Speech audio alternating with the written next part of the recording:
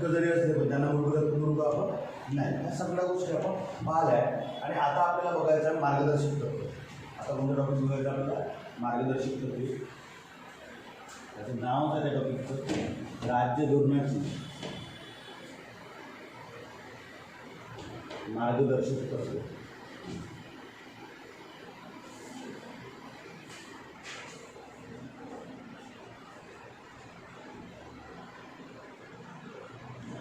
राज्य धोरणाची मार्गदर्शक तत्त्वे म्हणजे आपण याला काय म्हणू शकतो directive principal of state policy. Directive principal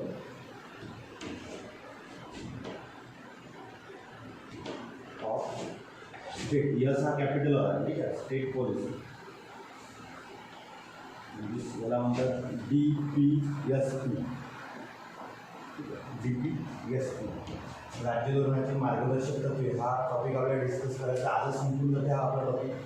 कारण की 2 दिवस लागले असते पण काल आपण बॅच नाही घेतली, त्यामुळे आज आपण टॉपिक वेळ झाला तरी संपून जातो, ठीक आहे. Directive principal of state policy DPSP असं त्याला नाव दिलेलं आहे. आता ह्या राज्य धोरणाचे जे मार्गदर्शक तत्त्वे आहे याची तरतूद भाग 4 आणि कलम 36 ते 51 मध्ये केलेली आहे.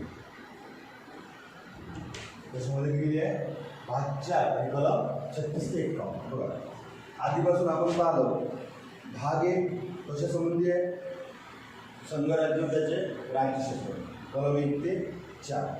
भाग 2 नागरिकत्व बरोबर आहे कलम 5 ते 11. पाला डिस्कस केला पूर्ण. भाग 3 काय मूलभूत हक्क म्हणजे फंडामेंटल राईट कलम 12 ते 35. बरं आणि आता भाग 4 कलम 36 ते 51. असंच आपल्याला समोर जायचं आहे. एक भाग बघून पूर्ण भाग आपल्याला शिकायचे आहे. जे महत्त्वाचे भाग आहे सध्या तर आपण 10-12 भागापर्यंत कंटिन्यू जायचं आहे आपल्याला, ठीक आहे. तर कलम म्हणजे तुम्हाला अशा सुद्धा जोडा विचारण्यात येईल. भाग 1 मध्ये कोणत्या कलम आहेत तर 1 ते 4. भाग 2 मध्ये कोणत्या कलम आहेत 5 ते 11. भाग 3 मध्ये कोणत्या कलम आहेत 12 ते 35. आणि भाग 4 मध्ये कोणत्या कलम आहेत 36 ते 51. किंवा भाग 1चं नाव काय संघराज्य त्याचे राज्यक्षेत्र. भाग 2चं नाव काय नागरिकत्व. भाग 3चं नाव काय मूलभूत हक्क. आणि भाग 4चं नाव काय काय म्हणून आपण तर राज्य धोरणाचे मार्गदर्शक तत्त्व किंवा त्याला मार्गदर्शक तत्त्व असं जरी म्हटलं तरी चालेल. म्हणजे state directive principal of state policy हे भाग 4चं नाव आहे. आणि भाग 4 मध्ये कोणत्या कलम दिलेलं आहे 36 ते 51 कलम डिस्कस केलेलं आहे, बरोबर. मग भाग 4A ते जो मूलभूत कर्तव्यासंबंधित आहे जो आपल्याला सोमवारी कव्हर करायचा आहे. आणि नंतर इथपर्यंत ओके झालं म्हणजे बघा इथपर्यंत मग आपण समजा पहिला भाग म्हणजे पहिले तर आपण काय पाहिलं होतं पूर्ण बॅकग्राऊंड पाहिलं होतं आपल्या घटनेचं. बॅकग्राऊंड पाहिलं घटनेची निर्मिती पाहिली पूर्ण. नंतर आपण प्रिएम्बल पाहिलं. नंतर काय पाहिलं आपण प्रिएम्बल पाहिलं ना. प्रिएम्बल नंतर आपण काय पाहिलं आपला भाग 1 पाहिला, भाग 2 पाहिला, भाग 3 पाहिला. आतापर्यंत आपल्याला तेच सगळं जवळपास आपल्याला 9 लेक्चर मूलभूत हक्क कव्हर लागले. ते जर जास्त एकाच वेळेस 2-2 घंटे शिकलो तर 4 दिवसात झाले असते पण आपल्याला ते थोडे मोठे घ्यायचे. भाग 1, भाग 2 आणि भाग 3 आणि भाग 4 एवढं आपल्याला बघायचं आहे. आता याची तयारी तुम्ही चांगली करा. म्हणजे मी काय करतो टेस्ट काढणं चालू केली मी, ठीक आहे तुमच्यासाठी पेशल. तर याच्यावर टेस्ट घेणार आहे. कधी घेणे सांगत नाही. जेव्हा माझी टेस्ट पूर्ण तयार झाली तरी सोमवारनंतर होईल. कारण की सोमवारमध्ये आपल्याला भाग 4 शिकायचा आहे. काय शिकायचं आहे भाग 4 शिकायचा आहे सोमवारी आपल्याला. म्हणजे मूलभूत कर्तव्य, ठीक आहे फंडामेंटल ड्युटीज म्हणून आपण त्याला. तर या सगळ्या गोष्टीवर तुमचे क्वेश्चन राहील. जवळपास 30 मार्काचा तो पेपर असणार, ठीक आहे. 30 मार्काचा पेपर म्हणजे 30 क्वेश्चन राहणार. याच्यावर म्हणजे घटनेची निर्मिती पहिला टॉपिक पाहिला होता. नंतर प्रिएम्बलवर काही प्रश्न असणार, काही प्रश्न भाग 1वर, काही प्रश्न भाग 2वर, काही प्रश्न भाग 3वर, काही प्रश्न भाग 4वर आणि काही प्रश्न भाग 4A वर. जेणेकरून कशासाठी असते आपलं टेस्ट कशासाठी असते टेस्टचं 2च कारण आहे. एक तर आपला अभ्यास कुठं कमी पडतो हे पहिलं कारण म्हणजे रिव्हिजन बरोबर चालली की नाही चालली. आणि दुसरं कारण म्हणजे काय एक्झाममध्ये कसे प्रश्न विचारले जातात, बरोबर. टेस्ट राहणार 30 क्वेश्चन एकदम जेवढा लवकर होईल तेवढा लवकर आपण टेस्ट घेऊ. पण तुमची तयारी चांगली असली पाहिजे आणि पुस्तक रिवाईज करणं सुरू करा, ठीक आहे. हे जे तुम्ही इथे लिहिता ना हे नक्कीच वाचा. हे कधी वाचत असते? या शॉर्ट नोट्स आहेत तुमच्या, ह्या की पुस्तकी नोट्स नाही आहे. या शॉर्ट नोट्स कधी काम करतात? जेव्हा आपल्या एक्झाम जवळ येते, 1-2 दिवसात त्या वाचायला असतात. पण आता तुम्ही पुस्तकावरच जोडताय. जसं हे समजलं तसं तो टॉपिक घरी गेला आणि जसं आपण आज भाग 4 शिकलो तसं तो टॉपिक पुस्तकात तुम्ही वाचून द्यायचा. कारण की प्रत्येक गोष्ट तर मी लिहून देते ना, तर ती गोष्ट सुद्धा तुम्हाला तिथे मिळणार. पुस्तकातली प्रत्येक गोष्ट मी इथे सांगतो. एखादा मुद्दा सुटला तरी तुम्ही तो वाचन करून घ्यायचा. परंतु तुमचं कर्तव्य काय आहे की हा टॉपिक झाल्यावर त्याची रिव्हिजन करणं. रिव्हिजन करत असताना काय करायचं? आज आपला टॉपिक कोणता चालू आहे? 4 चालू आहे ना. मग ही याला हात लावायची, पहिले याची रिव्हिजन करावी लागेल. मग याची रिव्हिजन झाल्यावर मग याच्यावर लागेल. सध्या कोणत्या सब्जेक्टला वेळ जास्त द्यायचा? जो सब्जेक्ट चालू आहे त्याला जास्त वेळ द्यायचा.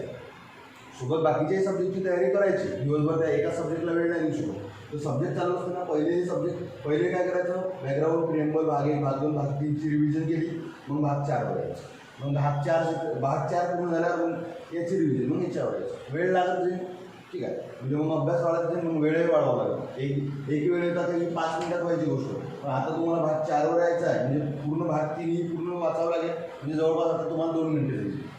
बरोबर आहे? ह्या सगळ्या गोष्टी लक्षात घ्यायच्या. जसं तसा वेळ वाढवते. रिव्हिजन असेच करत असते. म्हणजे आज घरी जाऊन तुम्हाला भाग 4 वाचायचा आहे, कारण की आज आपण भाग 4 शिकलो. पण भाग 4 वाचायच्या आधी पहिले सगळ्या याची काय करून झाली पाहिजे? आपली रिव्हिजन करून. तेव्हा तो अभ्यास स्ट्रॉंग होईल. तेव्हा ते अभ्यास आणि सोबतच आलेल्या एक्झाममधले प्रश्नसुद्धा काय करायचे? सॉल्व्ह करायचे प्रिव्हियस इयरचे. मी तर आता एक टेस्ट घेतलीच आहे. म्हणजे 2 इथपर्यंत झाले माझी टेस्ट काढली, बाकीला आहे त्यासुद्धा आपण करू. ठीक आहे. इथपर्यंत समोर जायचं आता. तर आपल्याला आज भाग 4ची माहिती घ्यायची आहे. त्याचं नाव आहे राज्य धोरणाची मार्गदर्शक तत्त्वे किंवा directive principal of state policy, DPST. आणि ज्या directive principal of state policy तरतूद भाग 4 कलम 36 ते 1 मध्ये दिलेली आहे. मुळात 36 आणि 37मध्ये तत्त्वे दिलेली नाही. 36 आणि 37मध्ये दुसऱ्या गोष्टी दिलेल्या आहेत. मुळात मार्गदर्शक तत्त्वे दिलेली आहे 38 ते 51मध्ये. कुठे दिलेली आहे? 38 ते 51मध्ये. आता मला सांगा, आपण जेव्हा 12 ते 35 कशापर्यंत पाहिलं होतं? मूलभूत हक्काच्या पाहिलात ना. पण 12 ते 35मध्ये दिलेले आहे मूलभूत हक्क खरे 14 ते 35मध्ये. 12-13 दुसऱ्या संबंधित होती ना. तसंच सेम आहे. 36-37 दुसऱ्या संबंधित आहे. 38 ते 51मध्ये मी तरतुदी केलेल्या आहे मार्गदर्शक तत्त्वाचा. समजलं परत? ठीक आहे. समोरचा मुद्दा मग काय आहे?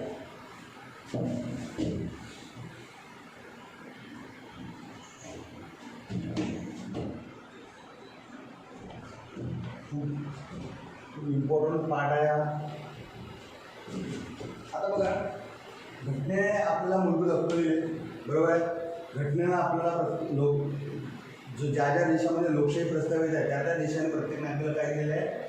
तर आपले त्याचे हक्क त्याला दिलेले आहे. पण असं म्हटलं जाते की हक्क दिल्यानं जीवन पूर्ण होत नाही. हक्क दिल्याने काय होत नाही? जीवन पूर्ण होत नाही. तुम्हाला हक्क दिलेले आहे. तुम्हाला बोलण्याचा हक्क आहे. ज्या ज्या गोष्टी सांगितल्या आहे, प्रचार प्रसार, सगळ्या धार्मिक स्वातंत्र्य सगळे हक्क तुम्हाला दिलेले आहे, बरोबर आहे? दिलेले आहे ना. पण मला एक सांगा, तुमच्या घरामध्ये कोणी आजारी पडला आणि तुमच्या जवळ जर हॉस्पिटल नसेल, तुमच्या जवळ जर काय नसेल, हॉस्पिटल नसेल, म्हणजे एकंदरीत तुमच्या जवळ सुविधा नसेल, तर मग काय ते हक्क काय कामाचे? म्हणजे हक्कानं जीवन चांगलं होत नाही. तर तुमच्याकडे तुमच्या शेजारी सगळ्या सुविधासुद्धा असल्या पाहिजे. सुविधा तुम्हाला नागरिकांना सुविधा देण्याचं काम कोण करते? सरकार करते. नागरिकांना सुविधा देण्याचं काम कोण करते? सरकार करते, बरोबर आहे ना. मग सरकार कोणकोणत्या सुविधा देणार? त्यांना सुद्धा कोण ना कोणी गायडन्स करणार लागणार ना सरकारला. मला सांगा, जसं तुम्हाला मी गायडन्स करत आहे, बरोबर आहे, तसं सरकार आहे म्हणून काही करणार का? नाही ना. सरकारला सुद्धा गायडन्स करणारा कोण ना कोणी लागणार ना. मग सरकारला गायडन्स करणारा, गाईडलाईन करणारा कोण दिलेला आहे? राज्य धोरणाचे मार्गदर्शक तत्त्वे. हे जे तत्त्वे दिलेले आहे, हे तत्त्वे कोणाला गाईड करता? सरकारला गाईड करता. कोणाला गाईड करता? सरकारला. जर तुम्ही हक्क दिले इथपर्यंत ठीक आहे, पण हक्क दिल्याने जीवन पूर्ण होऊन राहिलं का? जीवन सुसंगत होऊन राहिलं का? चांगलं होऊन राहिलं का? नाही. मग राज्याने काहीतरी चांगल्या गोष्टी केल्या पाहिजे नागरिकांसाठी. मग कोणत्या गोष्टी करायच्या, कोणत्या पॉलिसी आणायच्या, कोणत्या योजना आणायच्या, हे कोण सांगते? मग मार्गदर्शक. आणि हे कोणाला सांगते? आपल्याला सांगते का? नाही. हे कोणाला सांगते? सरकारला सांगते. हे गाईडलाईन कोणासाठी आहे? सरकारसाठी. आपल्यासाठी आहे का? म्हणजे जे सरकार प्रस्थापित होणार, प्रत्येक देशाचं सरकार आहे. आज आपण म्हणतो मोदी गव्हर्नमेंट आहे, बरोबर आहे. मग मोदी गव्हर्नमेंटला गाईडलाईन करणार तत्त्व कोणते आहे? राज्य धोरणाचे मार्गदर्शन करते. बरोबर आहे. मोदी गव्हर्नमेंटने एखादा पर्यावरणासंबंधित चांगला कायदा आणला. मग पर्यावरणासंबंधित चांगला कायदा आणला, कुठून आणला, कशी कल्पना आली त्यांच्यामध्ये डोक्यामध्ये की पर्यावरणामध्ये हे समजते आपल्याला की पर्यावरणाचा ऱ्हास झाला नाही पाहिजे, पर्यावरणाचं संवर्धन झालं पाहिजे. पण पर्यावरणाचं संवर्धन झालं पाहिजे हे सुद्धा कोणी सांगितलं आहे? मार्गदर्शक तत्त्वांनी सांगितलं. म्हणजे एकंदरीत मानवाचं जीवन फक्त मूलभूत हक्क दिल्यानं चांगलं होत नाही, त्याला सगळ्या सुविधासुद्धा मिळाल्या पाहिजे. सुविधा देण्याचं काम कोणाचं असते? सरकारचं, प्रस्थापित असलेल्या सरकारचं. सरकार कोणत्या सुविधा देणार, कोणते धोरण म्हणजे कोणत्या पॉलिसी नागरिकांना देणार, कोणत्या योजना राबवणार, या संबंधित गाईडलाईन देण्याचं काम कोणाचं आहे? राज्य धोरणाचे मार्गदर्शक तत्त्व. डायरेक्टिव्ह म्हणजे दिशा, डायरेक्टिव्ह प्रिन्सिपल, दिशा देणारे तत्व. पण दिशा कोणाला देत आहे? स्टेटला. कॅपिटल एस आहे. स्टेट म्हणजे केंद्र सरकार, म्हणजे देशाला दिशा देणार. आणि मग देशाला हे गाईड करणार का नाही, तुम्ही नागरिकांसाठी ह्या गोष्टी करा, नागरिकांसाठी काय करा, ह्या गोष्टी करा. मग सरकार त्या गोष्टी करणार. आणि मग आता तुमच्या घराजवळ हॉस्पिटल आलं, आता तुमच्या घरी कोणीही आजारी पडलं, लगेच तुम्ही कोणा कुठे जाऊ शकता? हॉस्पिटलमध्ये घेऊन जाऊ. तुम्ही बघा कसं आहे, काही लोक आहेत, हे जे पब्लिक आहे, हे जे समजा हे जे पॉप्युलेशन आहे, हे पॉप्युलेशन हॉस्पिटल जवळ नाही पाहिजे आपल्याला. काय म्हणण्याचं आहे माझं, साधा आणि सोपं सांगते. ही जे पॉप्युलेशन आहे, ही पॉप्युलेशन कोणाजवळ नाही पाहिजे आपल्याला? हॉस्पिटल जवळ नाही पाहिजे. ह्या पॉप्युलेशनच्या भोवती हॉस्पिटल घुमले पाहिजे. कारण की एकंदरीत शेवटी यांनाच हॉस्पिटलमध्ये जावं लागेल ना. जातं मानवालाच जावं लागेल. पण हॉस्पिटल सगळ्या म्हणजे ते हा जो विकास आहे, जो विकास केला जातो, विकास सगळा इन्फ्रास्ट्रक्चरमध्ये असो, आरोग्यामध्ये असो, सगळा विकास असो, म्हणजे जिथं पब्लिकनं नाही गेलं पाहिजे, तो विकास कोणाजवळ आला पाहिजे? त्या पब्लिक पैसे आला पाहिजे. बरोबर आहे ना? समजा तुम्ही माझं म्हणणं काय, म्हणजे त्या पॉप्युलेशन भोवती विकास फिरला पाहिजे, जेणेकरून लगेच त्यांचे काय होणार, जे काही त्यांचे प्रॉब्लेम होणार ते काय होणार, सॉल्व. नाही मग प्रत्येक वेळेस कोणाला जावं लागेल? यांनाच जावं लागेल. बरोबर समजलं ना माझं म्हणणं काय? पॉप्युलेशनला जाता कामा नाही, तो विकास स्वतः त्याच्याजवळ आला पाहिजे. समजलं? येणार कधी काय तो मुद्दा वेगळा आपला. ठीक आहे, समजलं ना माझं म्हणणं काय? का आपल्या भोवती विकास असला पाहिजे. नाही तर मग हॉस्पिटलला न्यायचं आहे आणि 4 घंटे लागत आहे त्या पेशंटला न्यायला, रोड नाही आहे चांगले, काहीच चांगलं नाही आहे. म्हणजे एकंदरीत काय, जाता जाता तो चालला जाईल ना पेशंट. बरोबर आहे ना? हाच त्याचा अर्थ आहे ना. म्हणजे मग तुम्हाला जरी मग 4 म्हणजे 200 किलोमीटरवर किती काही मोठं हॉस्पिटल असेल तर काही कामाचं आहे का? कारण की जीव तर गेला ना. समजलं ना? जेवढा म्हणजे तो जो विकास आहे तो जवळ आला पाहिजे पब्लिकच्या. समजलं ना? पब्लिकच्या असा गोल फिरला पाहिजे. पब्लिक तर फिरणारच आहे त्याच्या, कारण की पब्लिकला काम आहे. आपल्याला पब्लिकला फिरवायचं आहे का त्या विकासाचा गोल? नाही. त्यांना तिथे डिमांडच करू राहिले, आम्हाला विकास पाहिजे, आम्हाला. आता विकास त्याच्यापेक्षा आला पाहिजे. समजलं ना? हे विकास करण्याचं काम आहे सरकारचं. पब्लिकपाशी प्रत्येक व्यक्तिगत म्हणा किंवा सामुदायिक व्यक्तीपाशी विकास आणि डेव्हलपमेंट करणे, इन्फ्रास्ट्रक्चरमध्ये असो, आरोग्यामध्ये असो, शैक्षणिक क्षेत्रामध्ये असो, सर्व्हिसमध्ये असो, कृषीमध्ये असो किंवा ट्रेडमध्ये असो, कुठल्याही क्षेत्रात विकास करणे, तो विकास पब्लिकपर्यंत नेणे ही कुणाचं काम आहे? सरकारचं काम आहे. आणि सरकारला गाईडलाईन करणारे तत्त्वे कुठे दिलेली आहे? घटनेमध्ये दिलेली आहे. आणि त्याच तत्वाला काय म्हटलेलं आहे? राज्य धोरणाची मार्गदर्शक तत्त्वे. सरकारने काय करावं आणि सरकारने काय करू नये, काय करावं याला म्हणतात मार्गदर्शक तत्त्व. सरकारने खूप साऱ्या गोष्टी केलेल्या पाहिजे, पण त्याच्यात काही गोष्टी दिलेल्या आहेत. एकंदरीत हे सरकारला गाईड करतात. हे सरकारला काय करतात? गाईड करतात. म्हणून म्हणजे बघा, घटनेमध्ये अशा काही गोष्टी दिलेल्या आहेत की ते सरकारला सुद्धा काय करणार? गाईड करणार. आणि सरकारनं जर त्या गाईडलाईन ऐकल्या तर खरीच आपलं काय तयार होणार? कल्याणकारी राज्य तयार होणार. कोणतं राज्य तयार होणार? कल्याण. सरकारने जर जे मार्गदर्शक तत्त्वे घटनेमध्ये सांगितलेले आहेत ते जर तत्त्वे सरकारनं खरीच ऐकले, त्याचं पालन केलं, पालन करत नाही यावेळेला होता, जर पालन केलं तर आपल्या देशामध्ये कुठलं राज्य तयार होणार? कल्याणकारी राज्य. म्हणजे ते डेव्हलपमेंट कोणापाशी चाललं? आता पब्लिकपाशी चाललं. समजलं ना मी काय म्हणतात? आणि जसं एका व्यक्तीचं म्हणजे एक ते MC चांगला म्हणून MC चांगला नावाचे व्यक्ती आहे, ते सर्वोच्च न्यायालयाचे माजी सरन्यायाधीश आहे. सरन्यायाधीश म्हणतात, चीफ जस्टिस कशाचे, सुप्रीम कोर्टाचे, ठीक आहे, माजी सरन्यायाधीश. त्यांनी एक वाक्य म्हटलं, त्यांचं एक सेंटेन्स आहे किंवा एक त्यांचं स्टेटमेंट आहे. ते स्टेटमेंट असं आहे, जर केंद्र सरकारने मार्गदर्शक तत्वाची अंमलबजावणी केली, काय म्हटलं बघा, ह्या वाक्यावरून समजते का ही किती महत्त्वाचे आहे. MC शांगला यांनी कुठलं एक सेंटेन्समध्ये स्टेटमेंट केलेलं आहे, जर केंद्र सरकारने मार्गदर्शक तत्वाची अंमलबजावणी केली, भारत हा पृथ्वीवरील स्वर्ग बनेल. भारत हा पृथ्वीवरील काय बनेल, स्वर्ग. पण किती महत्त्वाचे सर ते MC चांगला आहे, म्हणजे एक देशातला सर्वात हुशार व्यक्तिमत्व, बरोबर आहे ना. कारण की ते सुप्रीम कोर्टाचे कार्यालय आहे, सरन्यायाधीश राहिलेले आहे, म्हणजे एका उच्च शिक्षणामध्ये त्यांचा समावेश होतो.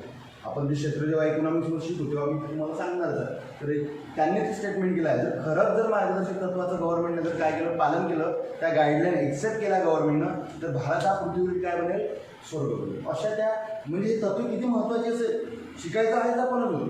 कलम 38मध्ये काय दिलं आहे, कलम 39मध्ये काय दिलं, हे आपण माहितीच आहे. पण त्यांनी हे स्टेटमेंट ऑलरेडी केलेलं.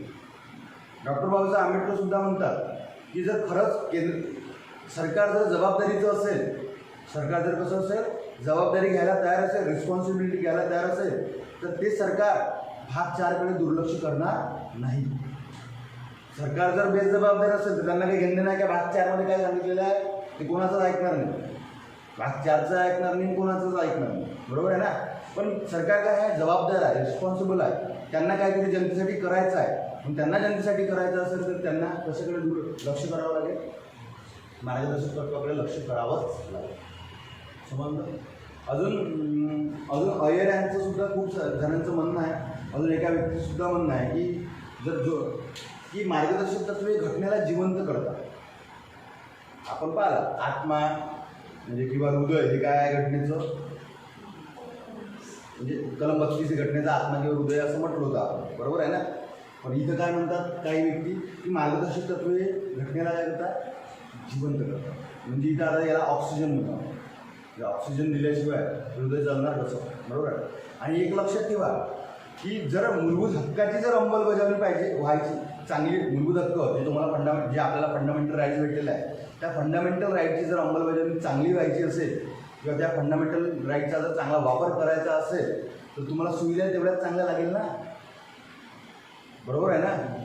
समजलं ना माझं म्हणणं काय. मला सांगा शैक्षणिक संस्थाच नाही आहे तर विशेष नाही राहिला शिक्षणाचा म्हणजे तुमच्या इथे शिक्षणच नाही आहे तुमच्या देशामध्ये, असा एक विचार करू आपण. शिक्षण नाही तर तुम्ही जाणार आहे का शिकायला, नाही जाणार. मग काही प्रॉब्लेमच नाही राहिला, जात धर्म वंश जात काय कुठलाही समानता वगैरे काही राहिलाच नाही, प्रॉब्लेमच नाही. तुम्हाला त्या सुविधा द्याव्या लागेल ना, तेव्हा कुठं तुम्ही संधी, समानता, बंधुता या सगळ्या गोष्टी आपण काय करू म्हणजे जोपासू. म्हणजे तुम्हाला पहिले कल्याणकारी राज्य एक चांगलं स्टेट तयार करायचं आहे. चांगलं स्टेट तयार करण्याचं काम हे प्रत्येक नागरिकाचं आहे. ते आपण मूलभूत कर्तव्यामध्ये बघू, प्रत्येक नागरिकाच्या देशाबद्दल काय ड्युटी असल्या पाहिजे ती ते सांगत आहे. हीच एक सोपांतिक आहे, म्हणजे त्याही घटनेमध्ये सांगावं लागत आहे आपल्याला. प्रत्येकाला आपल्या ड्युटीज माहिती असल्या पाहिजे ना. पण गव्हर्नमेंटच्या सुद्धा काहीतरी ड्युटी आहे, गव्हर्नमेंटने सुद्धा काहीतरी जनतेला दिलं पाहिजे, जेणेकरून कुठलं राज्य तयार झालं पाहिजे, कल्याणकारी राज्य. आणि ह्या सगळ्या गोष्टी खूप सांगितलेल्या आहे director principal of state policy. आणि MC शांगलाचं स्टेटमेंट तुम्ही समजून घ्या काय म्हणतो त्यांनी. जर याची जर खरीच अंमलबजावणी झाली तर काय होणार, देश म्हणजे भारत देश आपण पृथ्वीवर काय होणार, म्हणजे किती साऱ्या चांगल्या गोष्टी इथं आपल्या इथं अवेलेबल होऊ शकतात. तर पाहू आता काय पहिला आपण तर याचा इतिहास बघू, काय नेमकं कसे आले, काय प्रॉब्लेम झाला.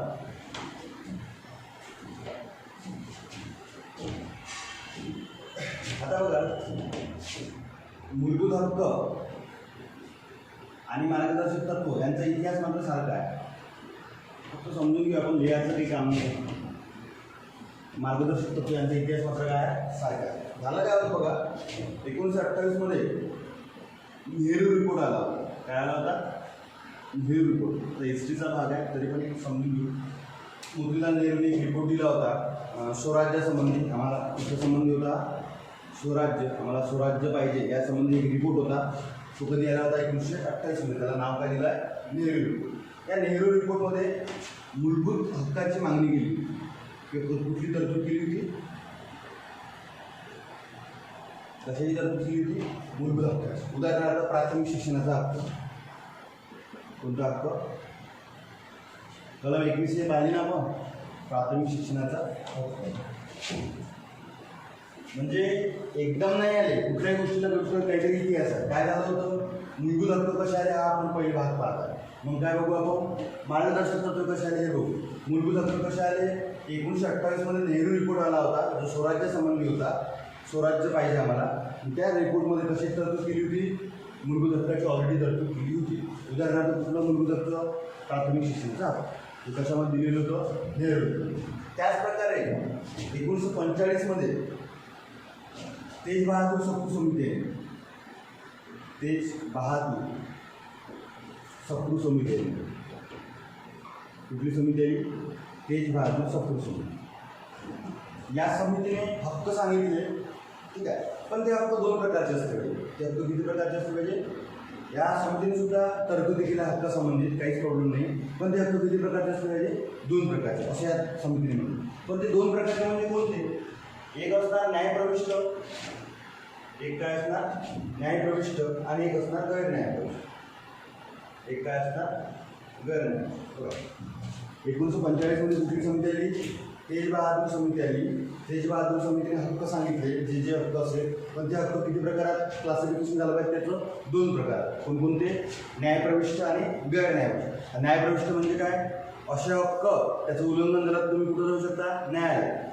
आणि काही असे हक्क आहे ना, त्याचे उल्लंघन झालं तरी तुम्ही न्यायालयात जाऊ शकणार नाही. मग ज्या हक्काचं उल्लंघन झालं, जर तुम्ही त्यासाठी न्यायालयात जात असाल तर त्याला काय म्हणणार? न्यायप्रविष्ट. आणि न्यायालयात जाता येत नसेल तर त्याला काय म्हणणार? गैर न्यायप्रविष्ट. असं करून सांगितलं तेज बहादूर. मग नंतर काय झालं बघा? BN राव. BN राव आपण ऐकलं का नाव? बेनेगल रामाराव. कोण होते घटनेचे? कायदेशीर सल्लागार. ठीक आहे. 11 डिसेंबर 1946 जेव्हा बैठक पाहिली होती तेव्हा पाहिलं होतं. अध्यक्ष कोण झाले होते? राजेंद्र प्रसाद. उपाध्यक्ष श्री मुखर्जी. आणि कायदेशीर सल्लागार BN राव असं पाहिलं होतं. घटनेची कायदेशीर सल्लागार म्हणून रिव्हिजन महत्त्वाची आहे.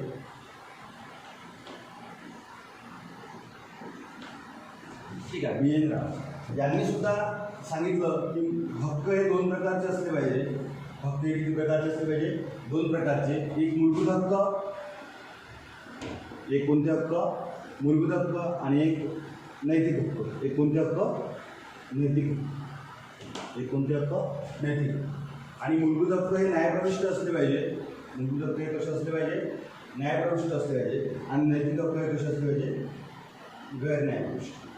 आणि मग नैतिक हक्क हे गैर न्यायप्रविष्ट असले पाहिजे. असा कोणी सल्ला दिला?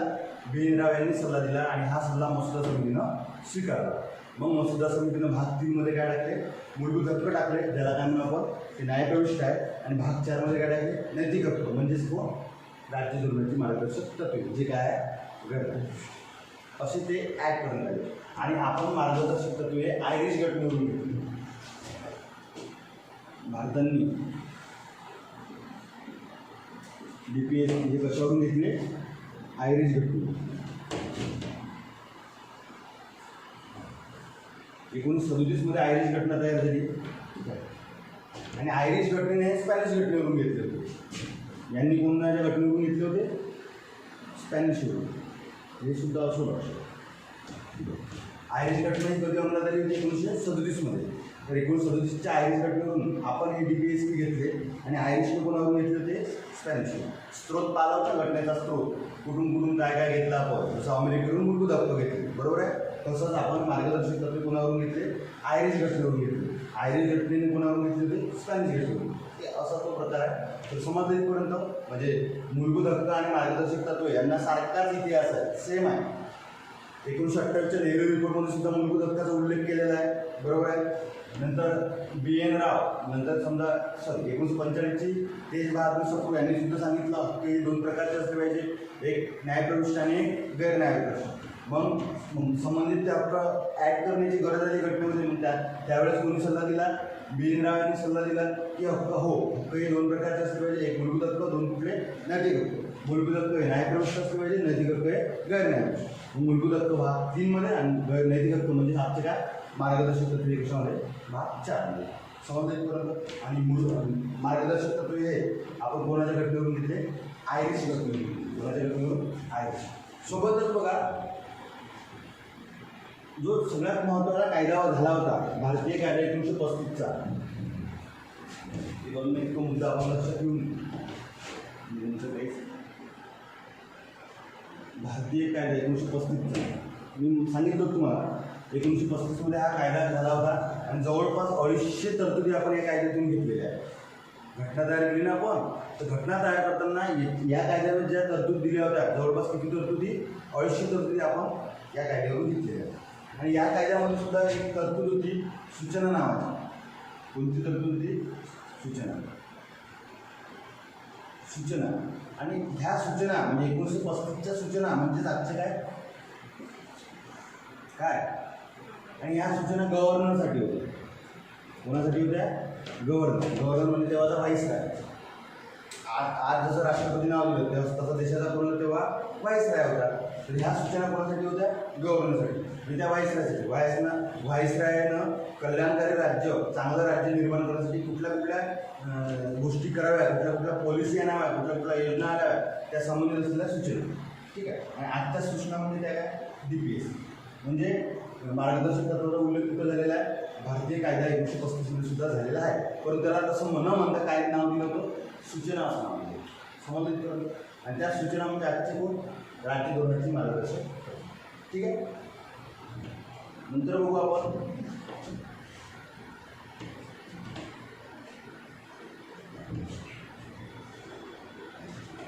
आता बघा एक सांगतो. एक तर तुम्हाला समजलं की मार्गदर्शक तत्त्वे गव्हर्नमेंटला गाईड करणार आहे.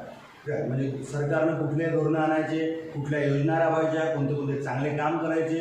म्हणजे एकंदरीत पोलीस राज्याची निर्मिती न करता कोणत्या राज्याची निर्मिती करणे, कल्याणकारी राज्याची निर्मिती करणे, चांगलं राज्य तयार करणे. चांगलं राज्य जर तयार झालं तरच मूलभूत हक्कांचा ते नागरिक चांगला वापर करेल ना.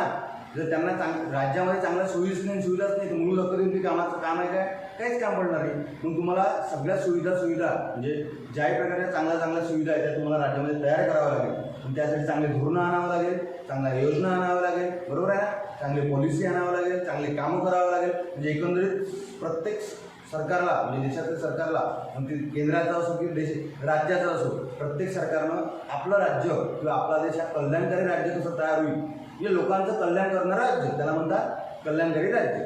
आणि ते तयार करण्याची जबाबदारी नागरिकाची तर आहेच आहे, पण सगळ्यात जबाबदारी कोणाची असते, वर बसलेल्या सरकारची असते. मग सरकारला गाईडलाईन करण्याची ही तत्त्वे आहे. इथपर्यंत ओके. मग ही तत्त्वे सरकारसाठी कायदेविषयकमध्ये सुद्धा म्हणजे कायदेविषयक बाबी असेल त्याच्यामध्ये सुद्धा गाईडलाईन करणार, बरोबर आहे. कार्यकारी मंडळाला सुद्धा गाईडलाईन करणार. नंतर प्रशासकीय कार्यामध्ये सुद्धा काय करणार, प्रशासकीय कामे असणार त्याच्यामध्ये सुद्धा हे काय करणार, गाईड करणार. म्हणजे बा कायदेविषयक जरी योजना आणायच्या असेल, कायदेविषयक पॉलिसी आणायच्या असेल तर सरकारला कोण गाईडलाईन करणार, म्हणजे DPSP गाईडलाईन करणार. कार्यकारी मंडळाला DPSP गाईडलाईन करणार. प्रशासकीय कामामध्ये काही धोरणं किंवा पॉलिसी किंवा काही योजना आणायची असेल तर DPSP काय करणार, पॉलिसी म्हणजे सांगणार की तुम्ही असं करू शकता, करा नाही करा तो मुद्दा वेगळा आहे, कारण की ते गैरन्यायप्रविष्ट आहे. ते बघू आपण काय आहे. समजलं. एकंदरीत पूर्ण म्हणजे भारत सरकारला गाईडलाईन करण्यासाठी DPSP आणलेले आहे. समजलं इथपर्यंत. आणि DPSPबद्दल अजून जर सांगायचं झालं तर हे गैरन्यायप्रविष्ट. हे कसं आहे, गैरन्यायप्रविष्ट. म्हणजे सरकारने केलंच पाहिजे अशी सरकारवर कुठलीही जबाबदारी किंवा कुठलीही बंधनकारक नाही. मग सरकारनं हे केलं नाही म्हणजे हे मार्गदर्शक तत्त्व पाळलं नाही सरकारनं, म्हणून कोणताही नागरिक त्याच्याविरुद्ध न्यायालयात जाऊ शकत नाही. हे मात्र इथे तुम्हाला लक्षात घ्यायचं. म्हणजे समजा कुठलीही कलम स्वतः 47 घेतली, 46 घेतली, समजा 47 कलम सांगते की सरकारनं पोषण चांगलं द्यावं भारतातल्या लोकांना, राहणीमान त्यांचं उंचावलं पाहिजे आणि आरोग्य सुविधा चांगल्या दिल्या पाहिजे, अशी कलम 47 म्हणते.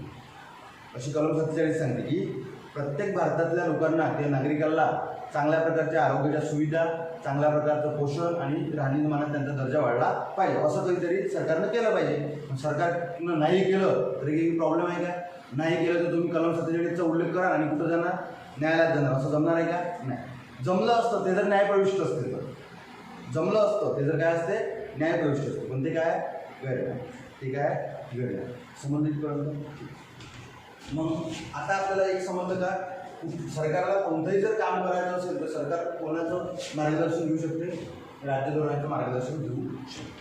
मग आता अजून समोरचा मुद्दा जर सांगायचा झाला तर मूलभूत हक्क आणि DPSP मधला फरक पाहायचा आपल्याला. तर दोघांमध्ये काय फरक आहे?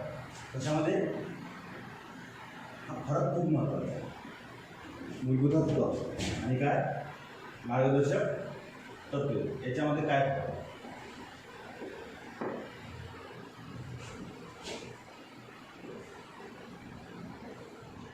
ठीक आहे, फरक पहिला सांगतो मी तुम्हाला. मूलभूत हक्क हे राज्यसंस्थेला काहीतरी प्रतिबंधित करायला लावतो.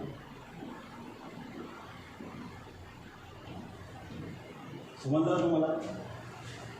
हे करू नका असं कोण सांगते? मूलभूत हक्क. कोणाला? राज्यसंस्थे. ठीक आहे. जर तुम्ही हे केलं तर त्या लोकांचं काय होणार? मूलभूत हक्काचं उल्लंघन होणार. बरोबर आहे? अस्पृश्यता पाळणे चुकीचं आहे ना, मग अस्पृश्यता पाळू नका. म्हणजे काय करायचं? हे मूलभूत हक्क हे राज्यसंस्थेला काहीतरी काय करायला लागते? प्रतिबंधित करायला लागते. पण मार्गदर्शक तत्त्व हे राज्यसंस्थेला काहीतरी कृती करायलाच लावतो. काहीतरी कृती करायला लावतो.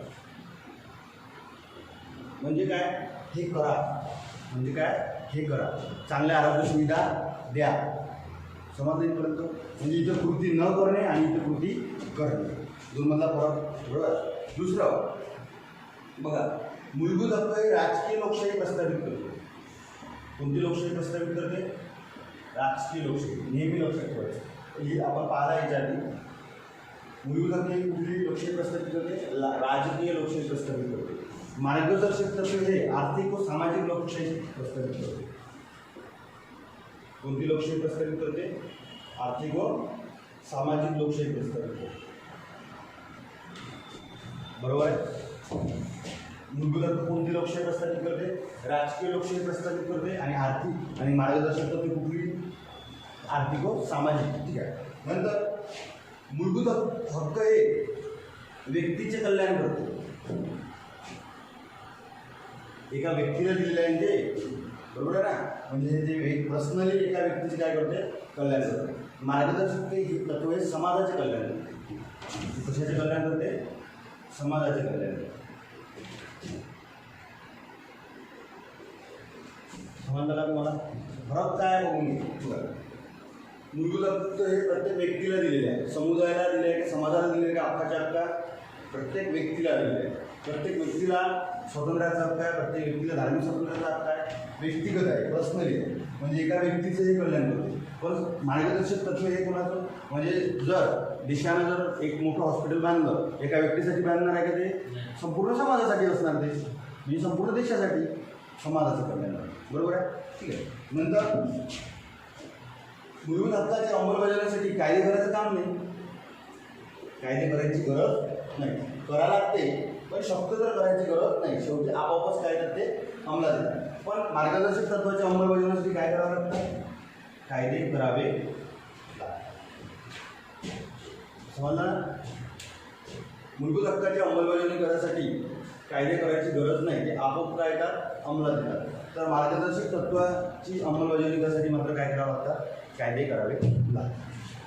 नंतर एखादा कायदा मूलभूत हक्काचं उल्लंघन करतो म्हणून तो न्यायालय काय ठरवू शकते? अवैध ठरवू शकते. पाहिलं ना कलम 13 पुढे डिस्कस केली आपण. एखादा कायदा मूलभूत हक्काचं उल्लंघन करते म्हणून न्यायालय ते काय करू शकते? अवैध ठरवू शकते. परंतु एखादा कायदा मार्गदर्शक तत्त्वाचं उल्लंघन करते म्हणून तो अवैध ठरू शकत नाही. कारण की ते काय नाही आहे? न्यायप्रविष्ट नाही. म्हणजे काय आहे? मूलभूत हक्क हे न्यायप्रविष्ट आहे असं म्हणू शकतो. शेवटला मुद्दा. आणि मार्गदर्शक तत्त्वे काय आहे? गैरन्यायप्रविष्ट. हा आहे. म्हणजे बघा काय म्हटलं आपण? मूलभूत हक्क आणि मार्गदर्शक तत्त्व यातला फरक बघत आहे. हा फरक जर समजला तर काय आहे? पण शेवटी माहिती आहे का? दोन्ही गोष्टी एकामेकावर डिपेंड आहे. तुम्ही जर वैशिष्ट्य चांगले वाचले असेल तर तुम्हाला समजते तर दोन्ही गोष्टी काय एकामेकावर डिपेंड आहे. म्हणजे असं म्हटलेलं आहे केशवानंद भारती घटनेनं क्रॉस चेक कर्जा फक्त तुम्ही सांगेल केशवानंद भारती घटनेनंच म्हटलेलं आहे की मूलभूत हक्क आणि मार्गदर्शक तत्वे यांच्या बॅलन्सवर आपली घटना चालत आहे. आणि मार्गदर्शक तत्वे हे खूप महत्त्वाचे आहे. मूलभूत हक्क एक कमी महत्त्वाचे असं आहे का दोघांनी काय दिलेलं आहे समान दर्जा दिलेला आहे. ठीक आहे फक्त दोघांमधला फरक आपण बघत आहे की मूलभूत हक्क राज्यशास्त्राला काहीतरी प्रतिबंधित करायला लावते काहीच्यावर तरी मर्यादा आणायला लावते काही हे करू नका. आणि मार्गदर्शक तत्व हे करायला लावते काहीतरी ते करा सुविधा द्या इन्फ्रास्ट्रक्चर तयार करा पशूंची हत्या करू नका ही कोण सांगते म्हणजे हे एकंदरीत हे सगळ्या गोष्टी तुम्हाला करायला लावतो. ठीक आहे नंतर बघा मूलभूत हक्क हे राजकीय लोकशाही प्रस्थापित करते मार्गदर्शक तत्व हे आर्थिक व सामाजिक लोकशाही प्रस्थापित करते. मूलभूत हक्क हे व्यक्तीचे कल्याण करते तर मार्गदर्शक तत्व हे समाजाचे कल्याण करते. मूलभूत हक्क हे आपोआप अंमलात येतात याच्यासाठी काय करावं लागतं काय नाही करावं लागतं. मूलभूत हक्कासंबंधित काय म्हणून असंगत असलेला कायदा न्यायालय अवैध ठरू शकते पण तिथं तसं होऊ शकते का नाही कारण की मूलभूत हक्क हे न्यायप्रविष्ट आहे आणि मार्गदर्शक तत्व हे गैर आहे. न्यायप्रविष्ट म्हणजे मूलभूत हक्काचं उल्लंघन झालं न्यायालयात जाऊ शकता मग न्यायालय ते पुन्हा प्राप्त करून देते. मार्गदर्शक तत्वाची जर अंमलबजावणी झाली नाही तर तुम्ही न्यायालयात जाऊ शकता का नाही तुम्ही न्यायालयात जाऊ शकत नाही. तुम्ही म्हणू शकता तुम्ही एखादी केस करू शकता का किंवा समजा अशी केस की आमच्या गावात कुठलंही हॉस्पिटल नाही आहे गव्हर्नमेंटनं कोणतेही हॉस्पिटल आमच्या गावात किंवा आमच्या तालुक्यात ओपन केलेलं नाही त्यामुळे आम्हाला आरोग्याच्या सुविधा मिळत नाही यामुळे कुठल्याही मार्गदर्शक तत्वाची अंमलबजावणी होत नाही. मग आता आम्ही कोणाविरुद्ध केस टाकतो सरकारविरुद्ध मग सर्वोच्च न्यायालय मग ते जर सर्वोच्च न्यायालय जर काय असेल म्हणजे हे जर न्यायप्रविष्ट असलं तर सर्वोच्च न्यायालय त्याची लगेच म्हटलं असतं की इथे काय करून द्या तुम्ही 6 महिने हॉस्पिटल इथं झालं पाहिजे काय असं सर्वोच्च न्यायालय म्हटलं असतं बरोबर आहे ना. पण हे काय आहे न्यायप्रविष्ट आहे सर्वोच्च न्यायालय म्हणू शकते का असं नाही म्हणू शकत. मग बऱ्याच जणांना प्रश्न पडला सर मग हे न्यायप्रविष्टच कोणी करून टाकले नाही अंमलबजावणी जर डायरेक्ट केस बरोबर आहे ना. मला सांगा सरकार जर पैसा पाहिजे ना अंमलबजावणी करायसाठी सर्वोच्च न्यायालयानं म्हटलं की 6 महिन्यात हॉस्पिटल बांधून द्या मग तो प्रत्येक गावातला व्यक्ती म्हणून ना प्रत्येक गावातला व्यक्ती केस टाकला ना की इथं मूलभूत मार्गदर्शक तत्वाची काय झाली नाही अंमलबजावणी झाली मग म्हणजे कलम 47 म्हणते आरोग्य सुविधा पूर्णपणे पुरविणे. मग कोणी आले कोणी केस टाकेल की कलम 47ची अंमलबजावणी झाली नाही सरकारकडून आमच्या इथं कुठल्याही प्रकारचं हॉस्पिटल नाही ठीक आहे बाबा न्यायप्रविष्ट आहे मग सर्वोच्च न्यायालय डायरेक्ट आदेश करेल सरकारविरुद्ध इथं हॉस्पिटल बांधावं लागतं तुम्हाला सरकार जर पैसा नसेल तर मग हा प्रश्न आहे. म्हणून त्याचं काय झालं एक हा एक तुम्हाला उदाहरण सांगितलं बरोबर ना. जर जबरदस्ती केलं असतं सरकारवर असं झालं असतं द्यावं तर लागलं असतं पण मग पैसा नसता ना ह्या सगळ्या गोष्टी ठीक आहे. आणि जरी गैरन्यायप्रविष्ट असले जरी याचं उल्लंघन झालं तरी तुम्ही न्यायालयात जाऊ शकले नसले तरी कलम 37 सांगते काही हे जे मार्गदर्शक तत्व दिलेले आहे हे राज्य सरकारांनी म्हणजे कुठे राज्यसंस्थेनी गाईडलाईन म्हणून वापरावे नैतिक त्याचं पालन करावं आणि त्याचं खरंच जर तुम्ही पालन केलं तर काय होणार खूप चांगले रिझल्ट येणार असं स्वतः कलम 37 म्हणून नाही करणं आता शेवटी मग राज्यसंस्थेवर डिपेंड आहे कारण की त्याच्याविरुद्ध आपण जाऊ शकत नाही न्यायप्रविष्ट असतं तर जाऊ शकतो. आता बघू कलम एक एक कलम डिस्कस करू की तुम्हाला समजताना काय फरक आहे काय म्हणजे काय DPSP सरळ सरकारला गाईड करतो मूलभूत हक्क व्यक्तीला आहे DPSP सरकारला दिलेले आहे पण सरकार कोणासाठी ते काम करते समाजासाठी कोणासाठी समाजासाठी.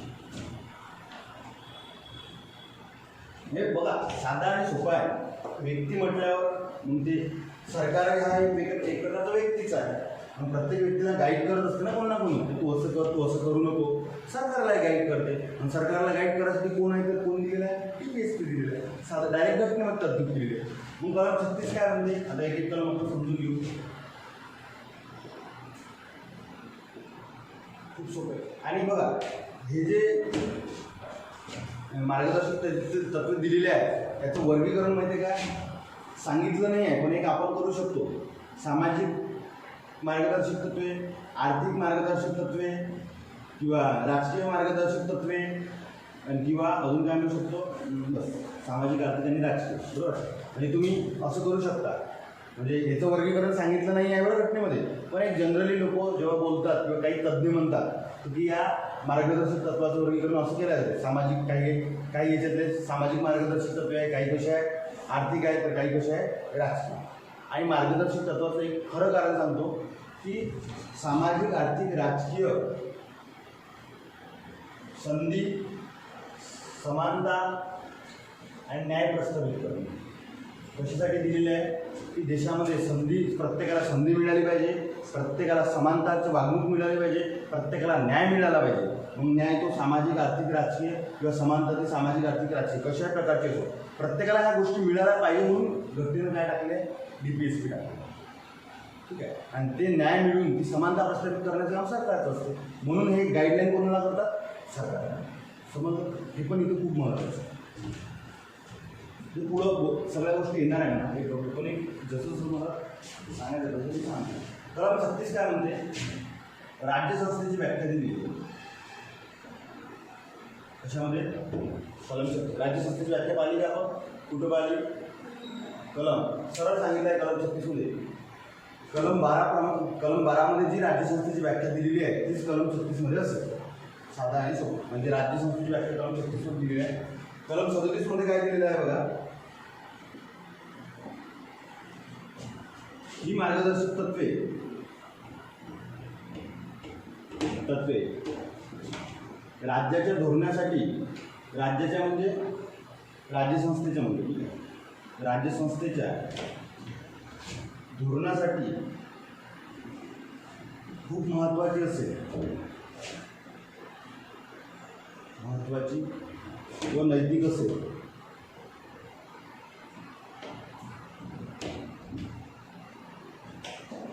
त्याचे पालन करणे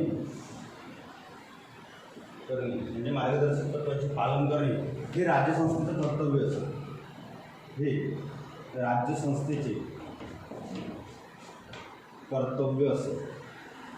सरळ कलम 37 मध्ये सांगितलं की ही मार्गदर्शक तत्वे राज्यसंस्थेच्या धोरणासाठी खूप महत्त्वाची आहे, नैतिक आहे आणि त्याचं पालन करणे राज्यसंस्थेचं काय आहे, कर्तव्य नाही केलं तरी काही होत नाही. जस्ट सांगितलं आहे.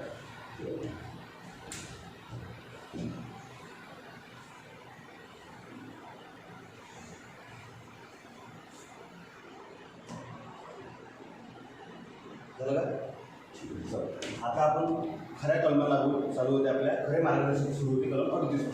त्याचे पूर्ण डिटेल्समध्ये बघून काय आहे.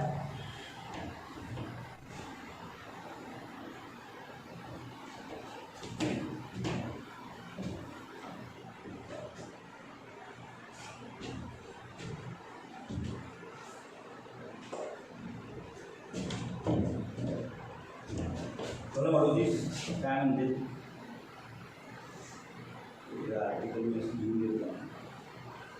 कलम 38 म्हणते सामाजिक, आर्थिक व राजकीय न्याय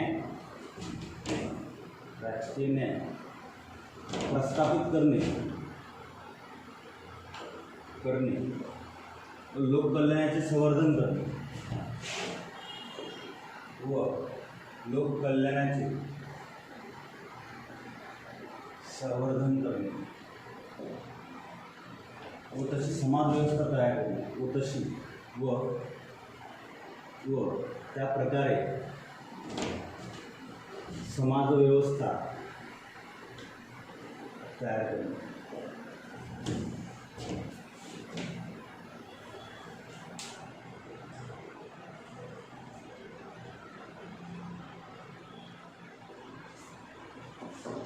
झालं.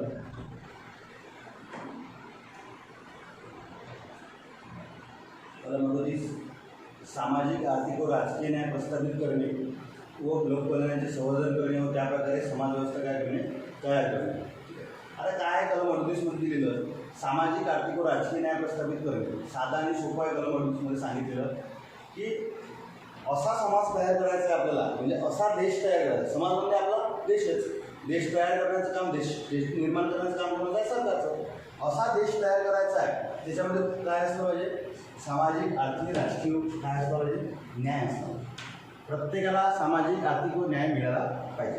असा समाज आपल्याला काय करायचा आहे, तयार करायचा आहे. असं कोण म्हणते, कलम 38. आपल्याला म्हणते का ते कोणाला गाईड करत आहे? राज्यसंस्थेला गाईड करत. कोणाला गाईड करत आहे? राज्यसंस्था. करण नाही करण ही राज्यसंस्था. बरोबर. आणि मग 38मध्ये एक उपकल्प दिलेला आहे, कलम 38(1) आणि कलम 38(2). काय आहे ते? कलम 38(1), कलम 38(2). सोपा आहे.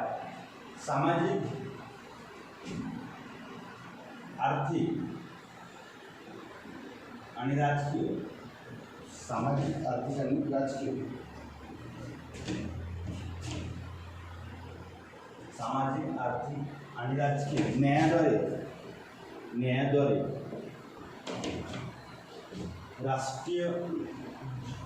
राष्ट्रीय जीवनाच्या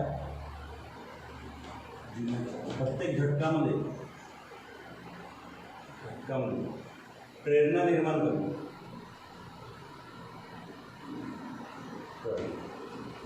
सामाजिक, आर्थिक, राजकीय न्यायाद्वारे राष्ट्रीय जीवनाच्या प्रत्येक घटकामध्ये काय निर्माण करणे? प्रेरणा निर्माण करणे.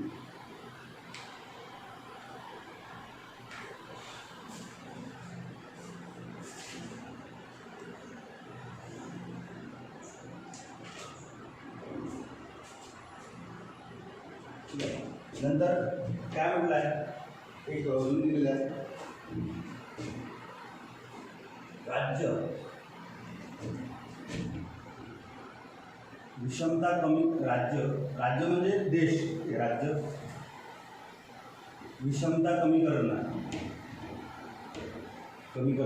व म्हणू शकतो दर्जा, सुविधा आणि संधी प्रस्थापित करणे.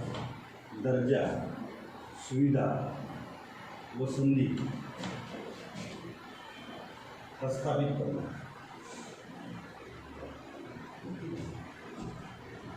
राज्य विषमता कमी करणार. आणि ही जी तरतूद केलेली आहे ती केलेली आहे 44वी घटनादुरुस्ती. म्हणजे ही काही तरतुदी आधी होत्या का? नाही, काही तरतुदी ॲड करण्यात आल्या. तर ही तरतूद टाकली आहे 44वी घटनादुरुस्ती 1978.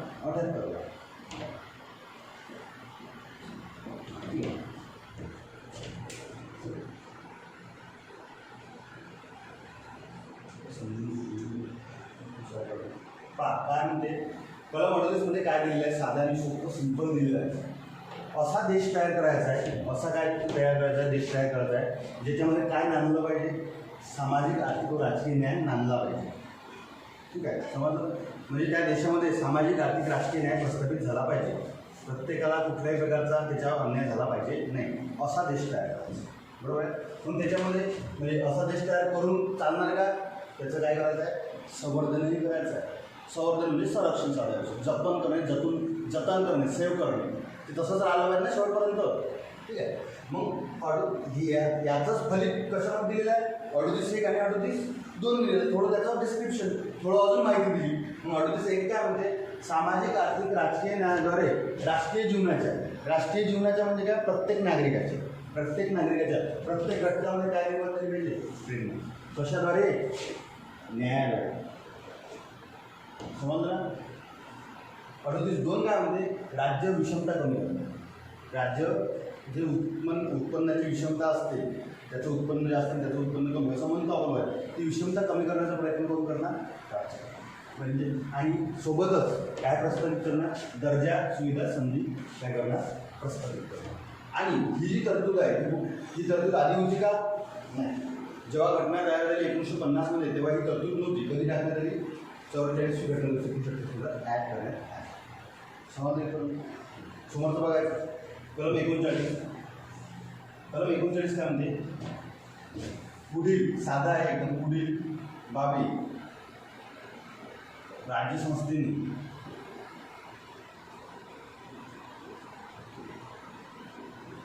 कराव्या. कोणत्या तुम्ही समजून सांगू. ABCD मध्ये दिलेली आहे. 39A असं आहे ते. 39A मध्ये काय दिलेलं आहे? स्त्री व पुरुषांना समान उपजीविकेचा हक्क. स्त्री व पुरुषांना समान उपजीविकेचा हक्क. 39D समजा भौतिक संसाधनांमध्ये समान वितरण. भौतिक संसाधनांमध्ये समान वितरण, बाकी सोप्याच आहे ते एवढीच कलम होते.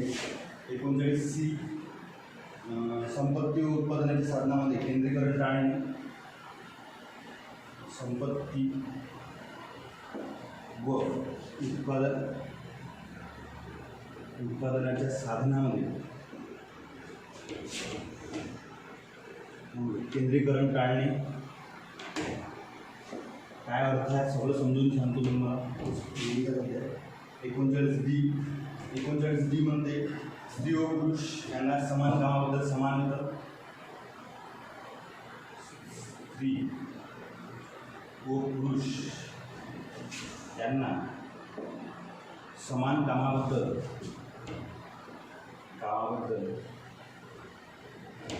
समान वेतन. आणि ह्या तरतुदीचा वापर करून सरकारनं खूप सारे कायदेही केले, बरोबर आहे. कारण की सरकारनं काही तरतुदीची अंमलबजावणी केलेली आहे हे सुद्धा लक्षात ठेवा. ठीक आहे, छप्पा केलेली नाही असं आपण म्हणू शकत नाही. कलम 39 काय म्हणते, वय व ताकदीला पेलणारे व्यवसाय. वय व ताकदीला पेलणारे व्यवसाय काय आहे हे बघू. आणि म्हणतो 39 इथं लिहितो. ठीक आहे, 39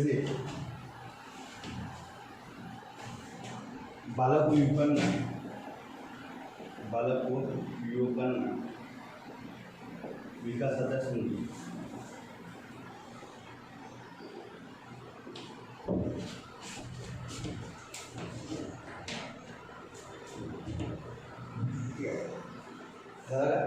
ही जी तरतूद आहे शेवटली ही टाकली आहे 42व्या घटनादुरुस्ती. 42वी घटनादुरुस्ती 1976. हे फक्त लक्षात ठेवा. शेवट सांगितल्यापेक्षा आता सांगून देतो कोणती तरतूद कोणत्या घटनादुरुस्तीला आहे. बघा काय म्हणते कलम 39 पुढील बाबी राज्यसंस्थेने करावी. काय करावं राज्यसंस्थेने. 39 काय म्हणते, स्त्री व पुरुषांना समान उपजीविकेचा. म्हणजे प्रत्येकाला जिवंत राहण्यासाठी जेवण करावं लागते. जेवण जर पाहिजे असेल तर काहीतरी काम करावं लागेल, उत्पन्न कमावं लागेल. मग उत्पन्न कमावं लागेल कुठेतरी जाणार. कोणी समजा शेतातलं काम करणार, कोणी समजा कुठलं काम करणार, फॅक्टरीमध्ये काम करणार. मग असं नाही, असं आहे का की स्त्रियांनी फॅक्टरीमध्ये जाऊन येईल, पुरुषांनी शेतामध्ये जाऊन असं काही केलं आहे का. नाही, प्रत्येकाला प्रत्येक जागी काम करता येईल, कुठेही काम करता येईल स्त्री आणि पुरुषांना. म्हणजे प्रत्येकाला समान कशाचा हक्क असेल, उपजीविकेचा हक्क असेल. ठीक आहे.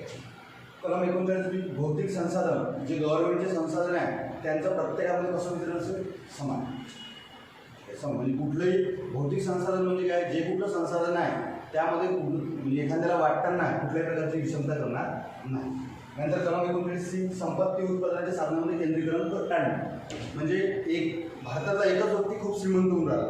म्हणजे संपत्ती जसं आता सध्या कंडिशनमध्ये अंबानी माहिती ना आपण, म्हणजे जसं म्हणतो ना आपण गरीब होत चालला, श्रीमंत होत चालला. म्हणजे काय होऊन राहिलं, एकाच व्यक्तीकडे संपत्तीचं काय होऊन राहिलं, केंद्रीकरण होऊन राहिलं. पण ते होऊ न देणे हे कुणाचं काम आहे, राज्यसंस्थेचं काम.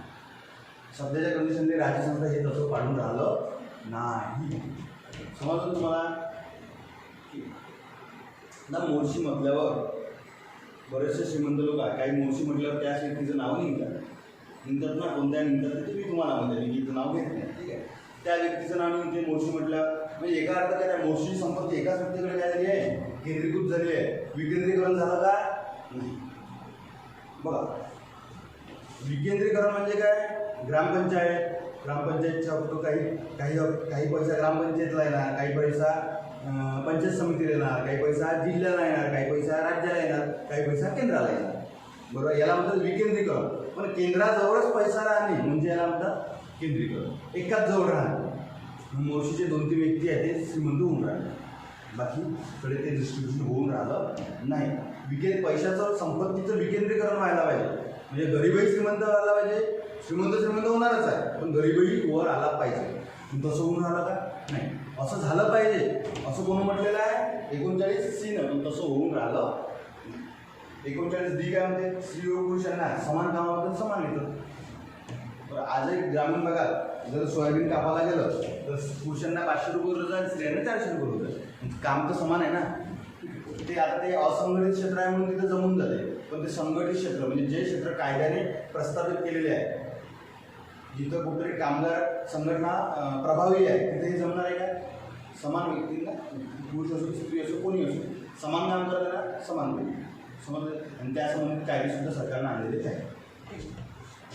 आणि 39C वय, 39E काय म्हणजे वय व ताकदीला पेलणारे व्यवसाय. कोणालाही जर जॉब द्यायचा असेल, कोणालाही जर जॉब द्यायचा असेल तर स्त्री असो किंवा बालक असो त्यांचं वय लक्षात घ्यायचं, त्यांना तो व्यवसाय जमेल का, बरोबर आहे. एखादा असा आहे आणि त्याला तुम्ही समजा भारी भरकम काम देऊन राहिले, जमणार आहे का नाही, त्याचं शोषण सुरू राहतं. म्हणूनच पोलीस भरती जेव्हाही होते तेव्हा त्याचं पहिले फिजिकल राहतं, कारण की समोर कोणते काम आहे हे माहिती असते, म्हणून त्याचं फिजिकल असतं. म्हणजे सरकारनंही ते पाहावं किंवा वय आहे 13 वर्ष त्याला काम देऊन राहिलं दुसरं, असं जमणार नाही. त्याच्या वय आणि त्याला पेलं तसंच काम द्यायचं. आपली कपॅसिटी काय आहे, 2 घंटे अभ्यास करायचं 2 घंटेच करायचा, बरोबर आहे ना. आपली कपॅसिटी माहिती ना सध्या 8 घंटे नाही आहे, तर नाही करायचं ना, बरोबर आहे. 39 बालक व युवकांना विकासाची संधी देणे, म्हणजे राज्य संस्था असं काही समाज तयार करेल की बालकाचाही विकास झाला पाहिजे आणि युवकांचा सुद्धा काय झाला पाहिजे, विकास झाला पाहिजे. मग कोणते धोरणं आणायचे आहे, कोणत्या योजना आणायच्या ते कोणाचं काम राहणार, सरकारचं. अशी म्हणते कलम 39. आणि कलम 39 ABCDE अशाच लक्षात ठेवायचे आहे, खूप महत्त्वाचे आहे. कलम 39 ही कधी राखली, 42 घटनादुरुस्ती छान समज. कलम 40 कलम 40 मध्ये ग्रामपंचायतीचे संघटन. स्थानिक पातळीवर ग्रामपंचायतीचे संघटन असले पाहिजे असं कोण म्हणते, कलम 40. आणि ग्रामपंचायतीबद्दल कुठली कलम विचारली तर कलम 40च लक्षात घ्यायची, त्याच्यावर बोलतो मी नागंतर.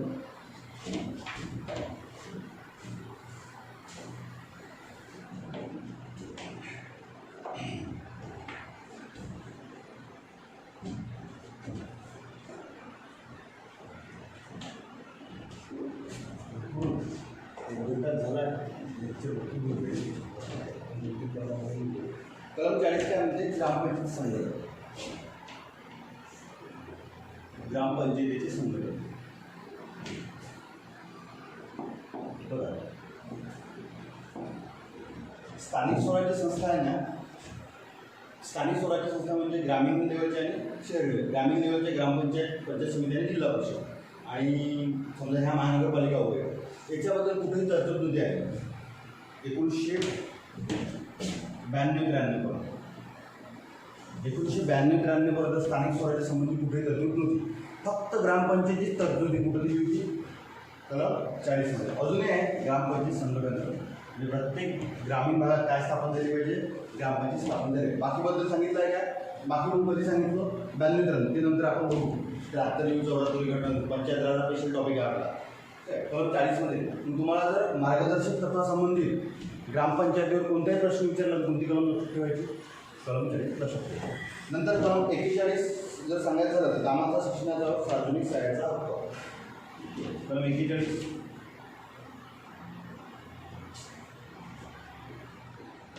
कामाचा शिक्षणाचा व सार्वजनिक सहाय्याचा हक्क.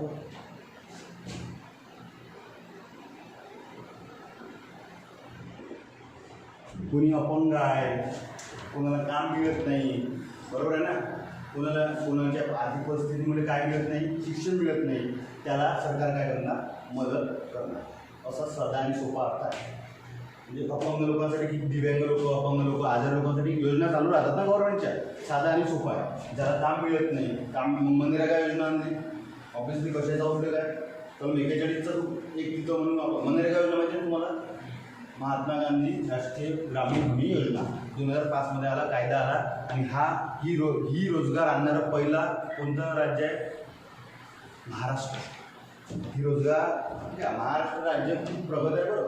म्हणजे खूप देशामध्ये सर्वाधिक जास्त कोणत्या राज्याचं नागरीकरण झालं आहे तर महाराष्ट्राचं.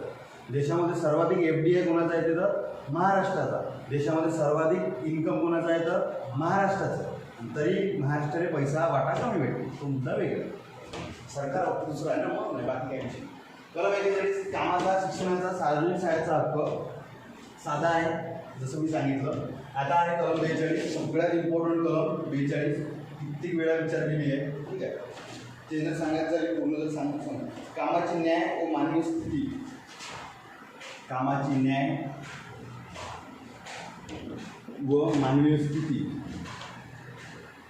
मानवीय स्थिती आणि प्रसूतीविषयक सहाय्य, प्रसूतीविषयक सहाय्य आणि हिची तो खूप सारी अंमलबजावणी होती ह्या कलम 42. म्हणजे प्रसूतीविषयी प्रत्येक स्त्रीला किती सारी गव्हर्नमेंट काय करते, मदत करते. ठीक आहे, तर लहान बाळाला म्हणा जन्म झालेला किंवा गर्भवती व्हायच्या आधीसुद्धा गव्हर्नमेंट खूप सारे योजना वगैरे राबवतात. तर कलम 42ची पूर्णपणे अंमलबजावणी होऊन राहिली असं आपण म्हणू शकतो. ठीक आहे, म्हणजे ग्रामीण भागात जर एखादं एक कुटुंब होते त्याची म्हणजे काही समजा म्हणजे त्याच्याकडे पैसा नसतो मेडिसिन वगैरे घ्यायला, गव्हर्नमेंट पूर्णपणे त्याला काय करते, मदत करते. म्हणजे कामाची न्याय, मानवी स्थिती आणि प्रसूतीविषयी काय करणे, सहाय्य करणे, अशी कोणती कलम सांगते, कलम 42. बरोबर. कलम 43 काय म्हणते, कलम 44 काय म्हणते, तर ह्या कलम आज आपण थांबून कारण संवादमध्ये लेक्चर म्हणून राहिलं. ठीक आहे, 43 काय म्हणते, 44 काय म्हणते, 45, 46, 47, 48, 49, 50 आणि 51. ह्या कलम आपण सोमवारी डिस्कस करू आणि सोबतच मूलभूत कर्तव्य जे 11 आहेत जस्ट लक्षात ठेवायचे आहे. मूलभूत कर्तव्याबद्दल काहीच लक्षात नाही ठेवायचं आहे. ह्या कलमा आपण डिस्कस करू अर्धा घंटा आणि लगेच काय करू आपण, मूलभूत कर्तव्य ते 11. ठीक आहे, तर इथं आपण थांबून घेऊ. थँक्यू आणि आपण भेटू आता कधी डायरेक्ट सोमवारी संडे.